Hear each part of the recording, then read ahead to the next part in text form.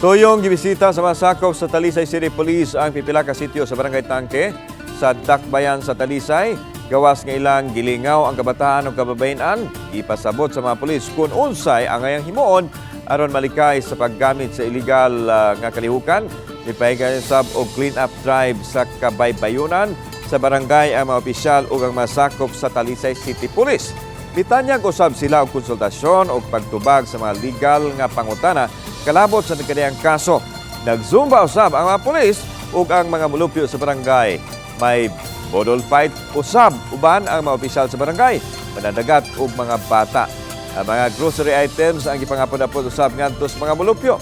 Katuyuan ini aron maagni ang mga mulupyo nga magpakabana ug alang usab sa close coordination kung ugaling adunay mga tao nga kadudahan og mga lihok ilabi na may labot sa ginadiling drugas. Ang Barangay Tangke may usa sa mga barangay nga napahigayunan nila og kutay sa mga anti-drug operations ug daghan usab ang nadakpan.